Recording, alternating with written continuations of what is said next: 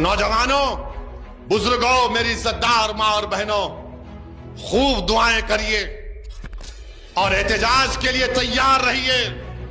याद रखो, मैं तुमको पुकार पुकार कर कह रहा हूं, अगर आज तुम बेदार नहीं होगे तो आने वाली नस्लें तुमको हमको कोसेंगी कि तुमने हमारी मस्जिद को तक नहीं बचा सके, तुम हमारे औलिया अल्लाह के आस्थानों को नहीं बचा सके, तुम हमारे कब्रस्तानों को नहीं बचा सके।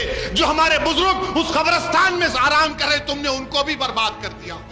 उठो भारत के मुसलमानों, ये वक्त उठने का है। मैं बार बार तुमसे कह रहा हूं, तुम अगर मुझसे नफरत करे तो करो मुझसे नफरत, दिल खोल के करो, मगर ये तो सबका मसला है ना मेरे भाई। ये कोई जो बंदियों बरेलवियों का अहले हदीस का मसला नहीं है, ये वक्फ का मसला है। जो जायदाद अल्लाह के नाम पर है, तुम और हम क्या जवाब देंगे हशर के मैदान में। अस्सलामु अलैकुम रहमतुल्लाहि व बरकातहू। मैं मोहम्मद नईम ऑल इंडिया मजलिस इत्तेहादुल मुस्लिमीन का एक सिपाही, सरगर्म व कारकुन अंबरपेट डिवीज़न और अंबरपेट काउंसिल से ताल्लुक़ रखता हूँ। मैं आज सबके दरमियान में आने का एक ज़रूरी मकसद समझता हूँ कि हम सबको पता है कि हाल में पार्लियामेंट में वक्फ अमेंडमेंट बिल 2025 को पास किया गया है, जो कि ये बिल बिल्कुल हमारे ख़िलाफ़ है। ये काला कानून बिल्कुल हमारे ख़िलाफ़ और नुकसानदार है। All India Muslim personal law board की जानिब से 19 अप्रैल बरोज़ हफ्ता 7 बजे से 10 बजे तक दारुस्सलाम जो ऑल इंडिया मजलिस इत्तेहादुल मुस्लिमीन का दफ्तर है, उसमें मुनक़िद किया गया है। All India Muslim personal law board के सदर मौलाना खालिद सैफुल्लाह रहमानी साहब और तेलंगाना और आंध्र प्रदेश के all India Muslim personal law board के मेंबर्स, ऑल पार्टी सियासी लीडर्स इसमें शिरकत करेंगे। आज हम पर यह काला कानून मुसल्लत किया गया है।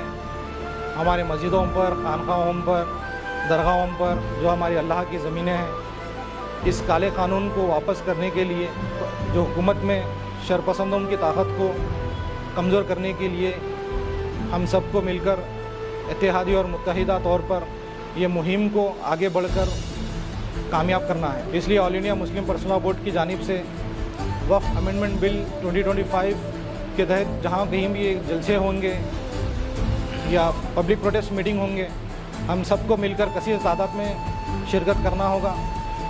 और मैं हमारे अंबरपेट कॉन्स्टिट्यूंसी के ज़िम्मेदारान और बुज़ुर्गों से गुजारिश करता हूं कि आप लोगों की सरपरस्ती और रहनुमाई हम नौजवानों के इत्तेहाद का सबूत पेश करती है और ये इजलास को मजबूत की कामयाबी देती है।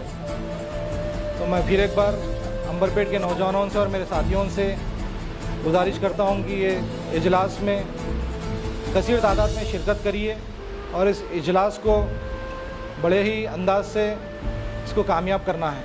इसलिए ये एहतिजाजी जलसा जो मुनक़िद किया गया है, क्योंकि ये वक्फ अमेंडमेंट बिल जो लाया ये बिल्कुल अनकॉन्स्टिट्यूशनल है और हमारे कॉन्स्टिट्यूशन के ख़िलाफ़ है।